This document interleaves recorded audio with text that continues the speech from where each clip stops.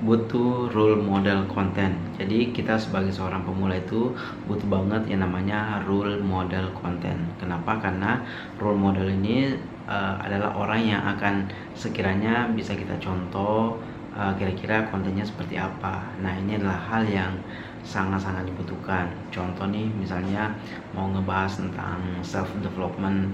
Nah, tentunya kita ini butuh banget inspirasi dari orang-orang atau konten-konten kreator yang ngebahas tentang development. Jadi di sini posisinya bukan berarti benar-benar niru 100%, mulai dari cara bicaranya, intonasinya, cara penyampaiannya. Nah, itu bukan seperti itu, teman-teman, tapi sebagai sebagai contoh. Misalnya konten-kontennya, karena memang kebetulan kontennya sama nih dengan topik-topik yang akan kita bahas. Nah, itulah pentingnya yang namanya role model konten. Nah, kenapa? Karena biasanya dari sana itu kita banyak dapat inspirasi, mulai dari cara dia menyampaikan, kemudian cara menyampaikan poin-poinnya atau cara nge-breakdown poin-poinnya akan disampaikan. Nah, itu menurut saya penting banget ya.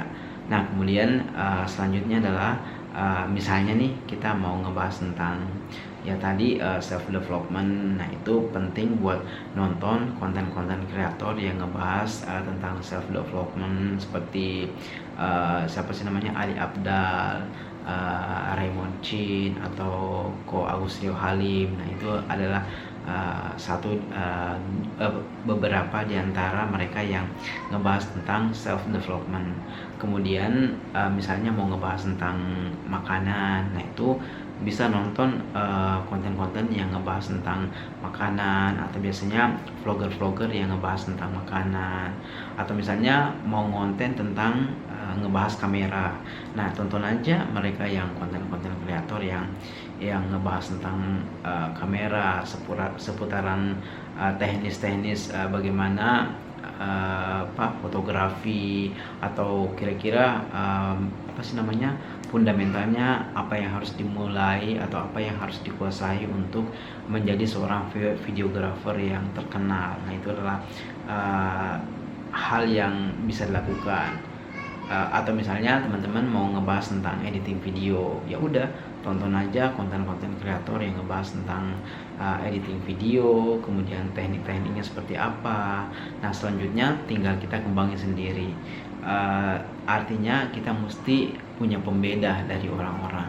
Jadi jangan sampai benar-benar mau ditiru 100%, mulai dari cara dia ngobrol, cara dia ngomong, atau gaya-gayanya. Nah, itu jangan sampai mau ditiru 100%. Kenapa? Karena setiap orang itu, entah itu teman-teman atau saya, punya keunikan tersendiri. Jadi jangan membuat sesuatu yang kayak dibuat-buat, jadi kelihatannya tuh nggak alami atau nggak natural. Ya udah, ngomong aja kira-kira apa yang mau sesuai dengan gaya teman-teman, sesuai yang teman-teman asik menyampaikannya. Nah, itu adalah hal yang bisa dilakukan. Jadi jangan sampai mau niru 100%. Ya mungkin gaya-gayanya boleh ya, tapi dengan catatan mesti ditambahkan atau sesuai dengan gaya kita, mana yang kira-kira asik.